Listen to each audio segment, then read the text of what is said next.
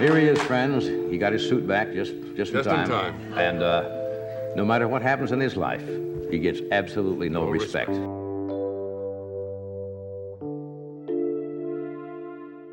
On The Tonight Show starring Johnny Carson, some guests arrived unpolished or unpredictable, creating moments that stood out from the usual polished interviews. Night after night, Carson welcomed Hollywood's biggest names onto his couch, but certain appearances made even him uncomfortable.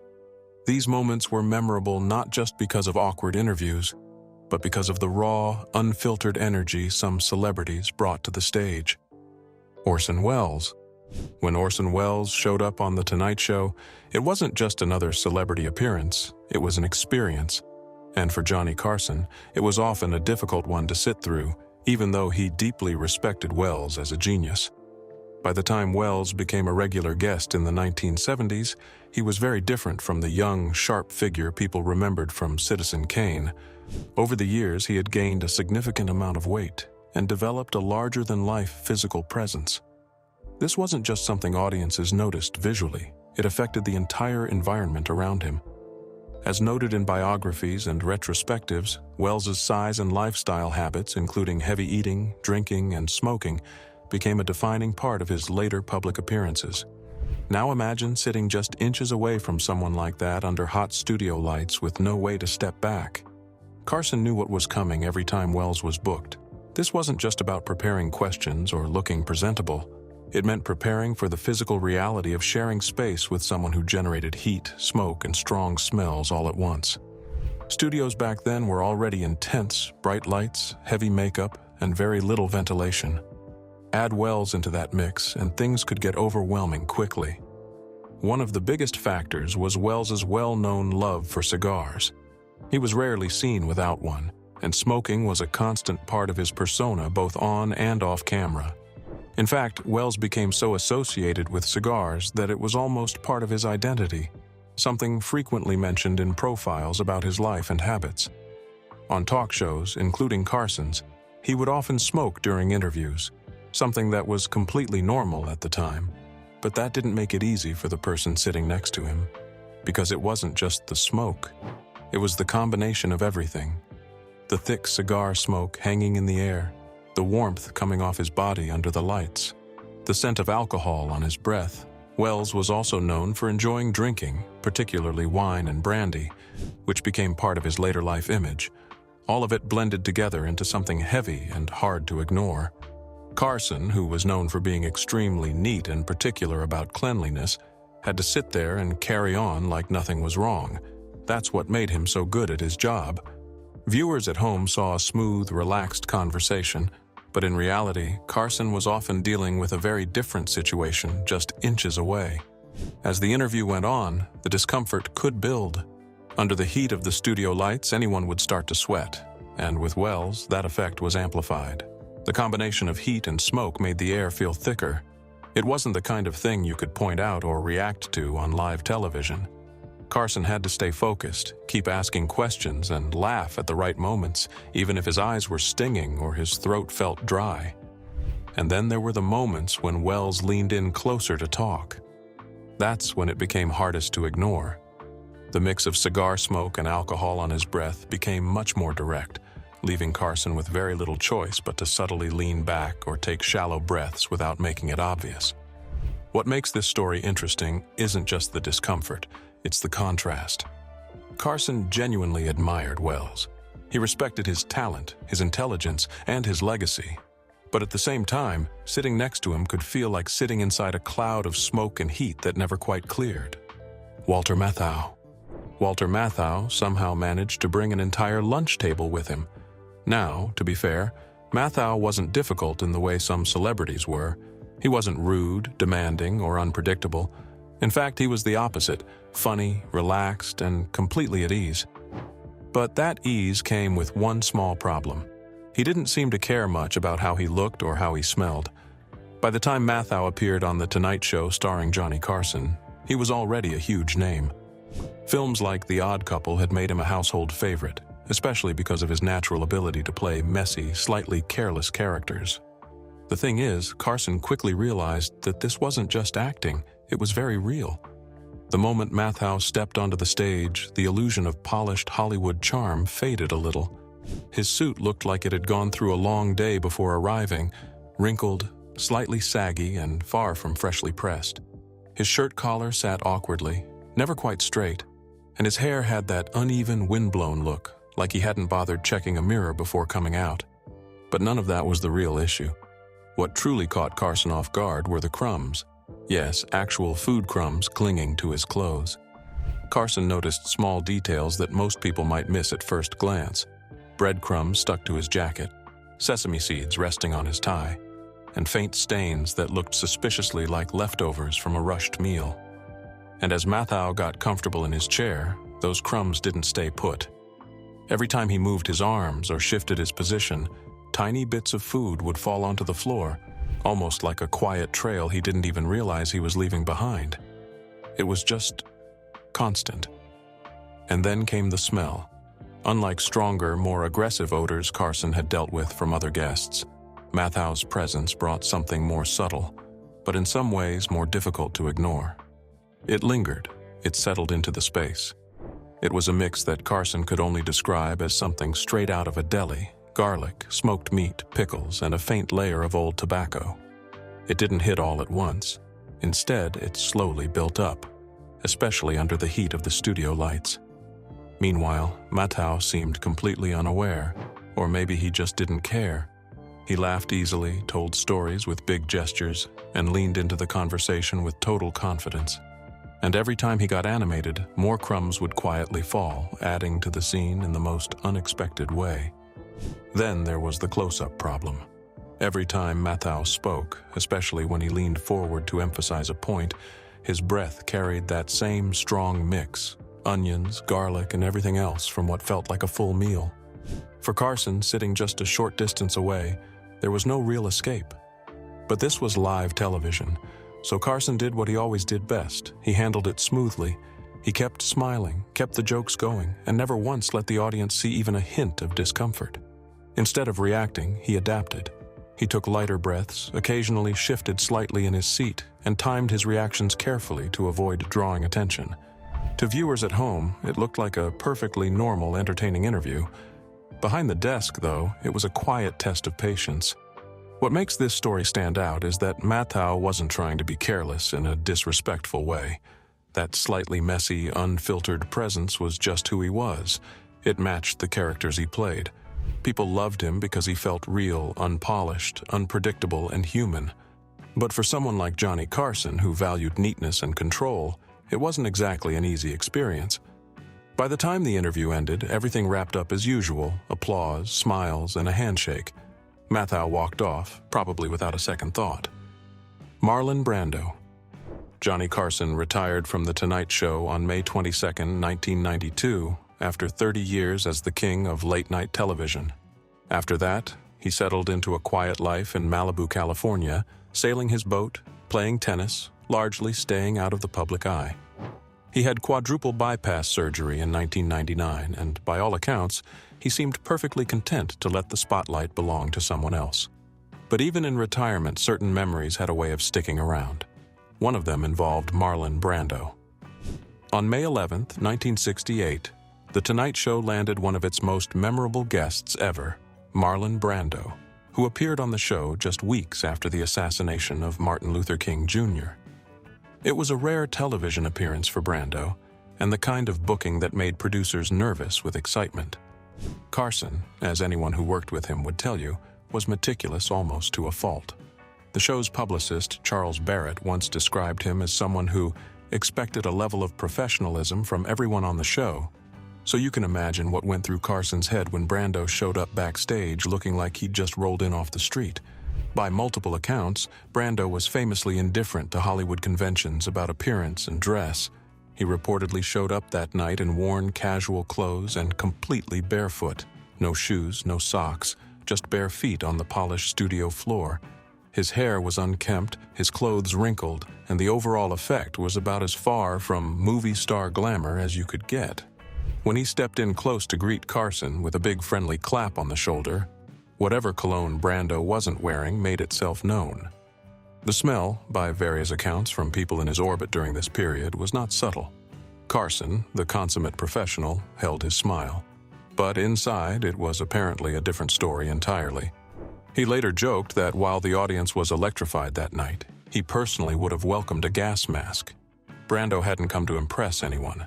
He was there to speak about Dr. King, about systemic racism, and to urge viewers to donate to the Southern Christian Leadership Conference.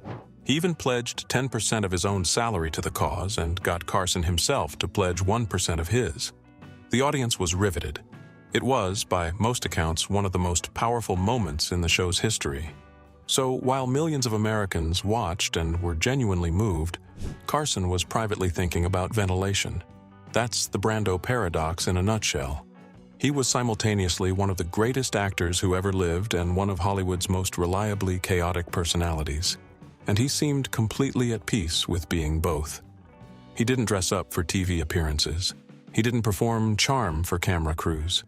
The barefoot entrance, the rumpled clothes, the whole overwhelming package, that was Brando making a quiet statement about who he was and what he refused to pretend to be. Madonna. When Madonna showed up on The Tonight Show starring Johnny Carson in the 1980s, she didn't just walk in like another pop star trying to impress. She walked in like she owned the place. And honestly, that's where a lot of the conversation around her image began. Her 1987 interview with Johnny Carson is still talked about today because of how bold and playful she was. She flirted with Carson, joked openly, and didn't shy away from talking about her outfit, even casually mentioning that her bustier came from a lingerie store. It wasn't something audiences were used to seeing on late-night TV back then, which is exactly why it stood out so much. But Madonna's rebellious vibe didn't start there. It went way back. In multiple interviews, she talked about how, as a teenager, she made a conscious decision to stop following traditional beauty rules. She didn't shave her legs or underarms because she didn't see why she had to. She also avoided makeup and styled herself in ways that felt natural to her, not what society expected. Now imagine that in the 1980s, a time when women in the spotlight were expected to look perfectly polished all the time. Madonna doing the exact opposite?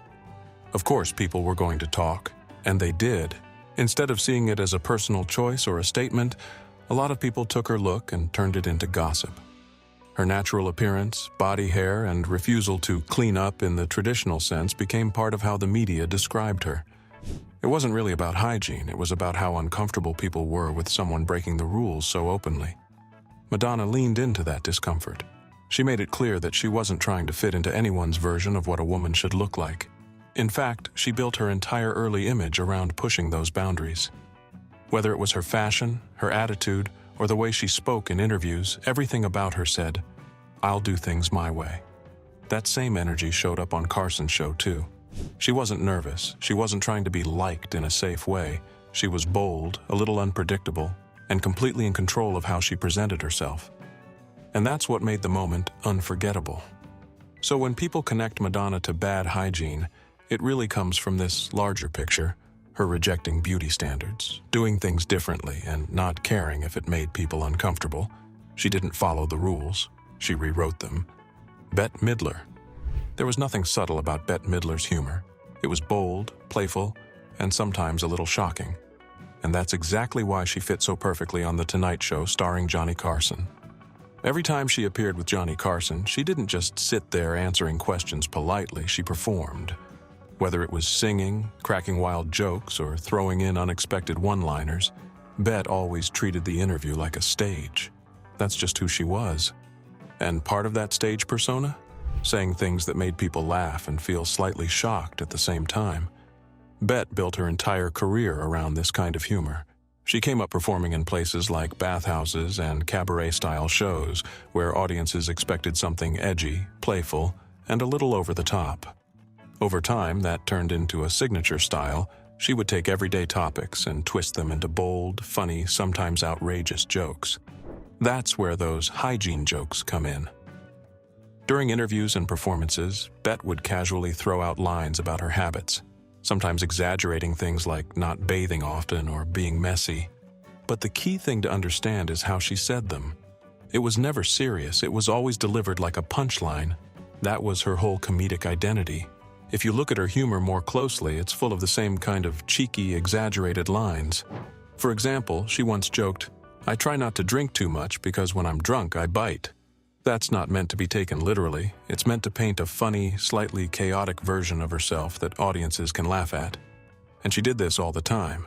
Her jokes often made her sound wild, unpredictable, or even a little messy. But that was the character she leaned into. Even off stage, she admitted that the person people saw during performances wasn't exactly who she was in real life. She described her stage personality as something that developed over time, a full-on character she stepped into when performing. So, when she joked about things like bathing or personal habits, it fit perfectly into that larger persona. Now think about the context. This was happening during the 1970s and 1980s. Television was much more polished back then, especially on shows like Carson's. Most guests tried to appear elegant, composed, and proper. Bette did the opposite. She made herself the joke. She exaggerated flaws. She said things that sounded outrageous just to get a reaction. And audiences loved her for it. That's also why some of those jokes stuck with people. When a celebrity casually says something shocking, even as a joke, it tends to follow them around.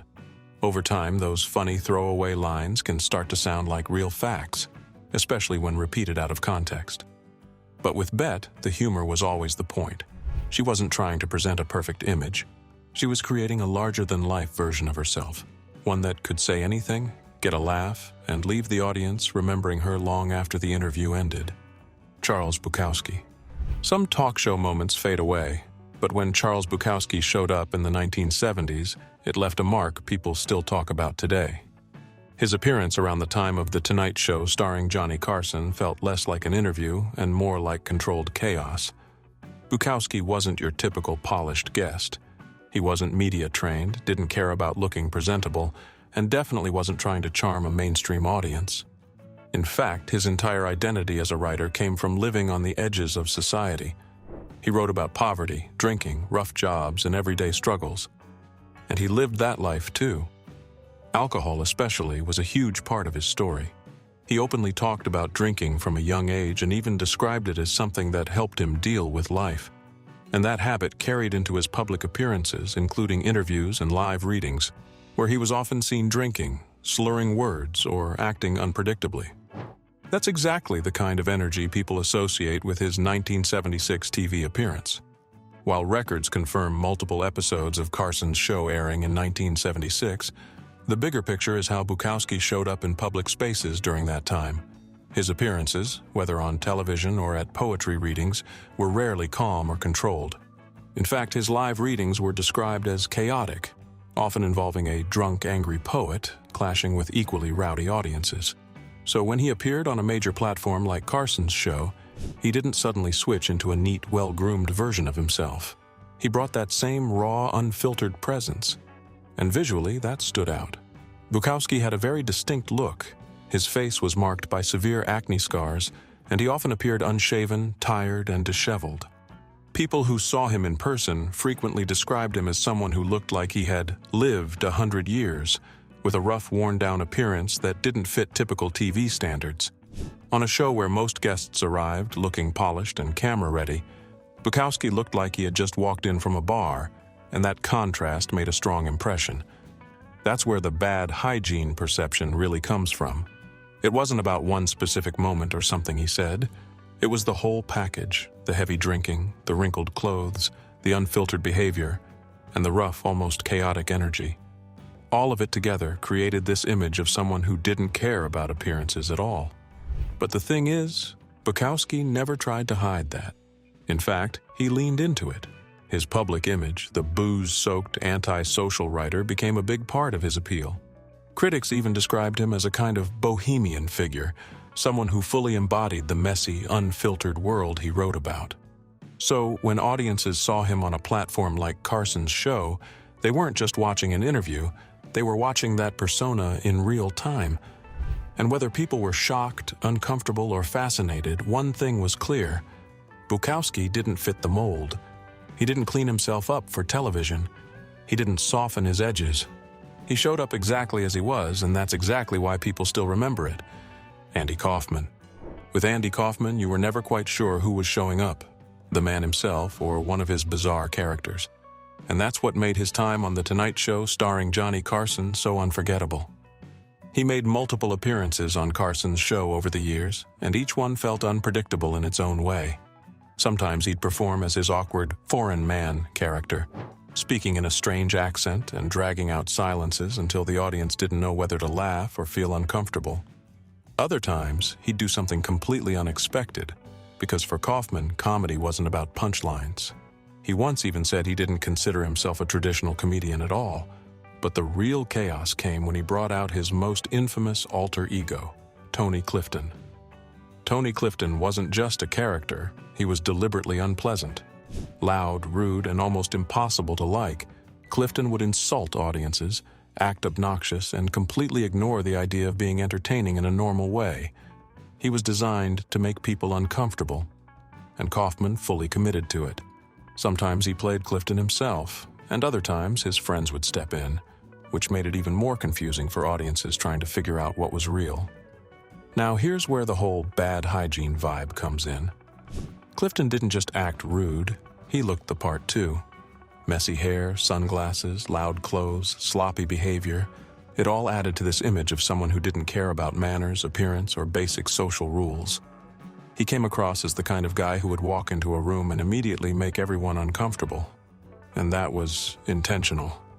Kaufman's entire style of comedy was built around blurring the line between reality and performance. He loved confusing people. He wanted audiences to sit there wondering, is this real? Is this guy serious? That confusion was the joke. So when people saw Tony Clifton acting rude, sloppy, or even a little dirty, they weren't just reacting to a character, they were reacting to Kaufman's bigger idea of performance art. He wasn't trying to be liked, he was trying to get a reaction. Even outside of Tony Clifton, Kaufman's comedy often leaned into awkwardness and discomfort. His performances could feel strange, slow, or even frustrating on purpose. He didn't mind if people laughed, got annoyed, or even walked out, as long as they were feeling something. And that's what made his appearances on shows like Carson so memorable. While most guests tried to fit into the polished, easygoing format of late-night TV, Kaufman did the opposite. He disrupted it. He made things weird. And through characters like Tony Clifton, he created this exaggerated, messy persona that people couldn't ignore. So when people connect Andy Kaufman to that sloppy or unpleasant image, it's really about the characters he chose to play. It wasn't about who he was in real life. It was about how far he was willing to go to turn comedy into something completely unpredictable. Looking back at all these moments, one thing becomes clear. What people often label as bad hygiene in celebrities isn't always that simple. In many of these cases, it was more about personality, image, or performance than anything else. Take Madonna, for example. She wasn't trying to look unpolished. She was challenging what people expected women to look like. Then there's Bette Midler, who turned exaggerated, outrageous jokes into part of her charm. With Charles Bukowski, his rough appearance matched the life he lived and the stories he told. And Andy Kaufman? He blurred reality so much that even something as simple as appearance became part of the act. And all of this played out on The Tonight Show starring Johnny Carson, a stage where personalities were often bigger than life. It wasn't just about looking good or saying the right thing, it was about being memorable. That's really what ties all of them together. Each of these celebrities walked onto that stage and did something different. Some shocked people, some made them laugh, and some left them confused, but none of them were forgettable. Even years later, people still talk about these appearances, not because they were perfect, but because they stood out. So in the end, it's less about hygiene and more about how these personalities chose to present themselves. Whether it was rebellion, comedy, or pure unpredictability, they all brought something unique to the screen.